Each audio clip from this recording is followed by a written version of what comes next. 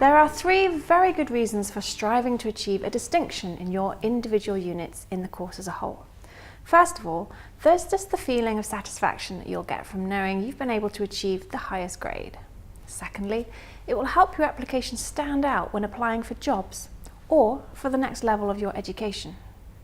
A distinction shows that you are a person who puts the most into what you do and not someone who just settles for something that is just good enough. And thirdly, the academic standard required to meet the distinction criteria is very similar to the standards that will be expected of you if you continue with undergraduate and postgraduate study. The assessor is looking for 2 things in particular when applying a distinction criteria. The first is an appropriate level of academic rigour, which you need to evidence by accurately citing a wide range of references in your assignments using the Harvard referencing system. The assessor doesn't want to read your uninformed opinion. They are looking for your opinion based on the knowledge you've gained and the research you've conducted, accurately referenced. Keep in mind, a reference to a learned journal or an established text is much more powerful than referencing a blog or a quote from a tabloid newspaper. And never cite Wikipedia as a formal academic source, because it isn't. Wikipedia is content from various sources collated by someone who may, or quite likely may not, be a subject expert. The second thing the assessor is looking for at this level is your ability to apply the theories and the concepts you've studied to real-world situations. Ultimately, your business education is designed to help you build a successful business career, where it will be essential to apply your knowledge to real situations. To gain a distinction, you will have to meet all the pass and merit criteria we've already discussed, and of course 2 further distinction criteria. Distinction criteria 1 asks you to critically analyze how innovation is developed, embedded and measured in an organizational context.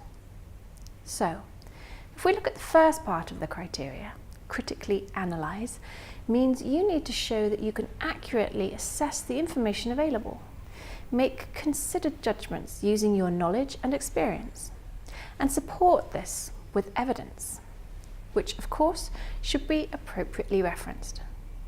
So you need to look at all the course materials provided by the college, read the recommended resources listed on the last page of the unit specification, and also conduct your own research and background reading.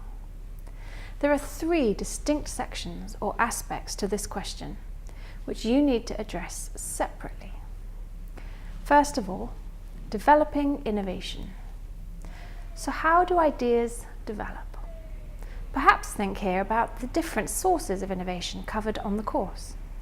That is, product or service innovation, process innovation, business model innovation, organizational innovation, marketing innovation, supply chain innovation, and financial innovation, and try to find examples of each. Think then about embedding innovation in an organization, which covers issues like effective leadership and organizational culture. And finally, measurement.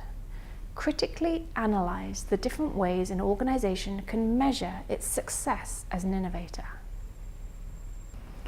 The second distinction criteria for Unit 8 asks you to critically evaluate the nature of innovation and the context in which it is developed, providing evidence-based judgments on how organizations can overcome challenges to develop successful innovations.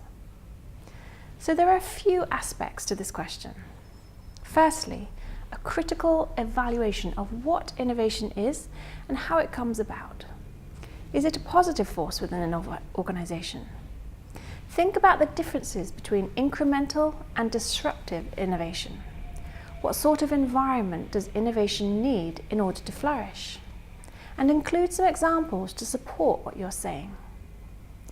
Then consider the second aspect of the question: how organizations overcome challenges to develop successful innovations.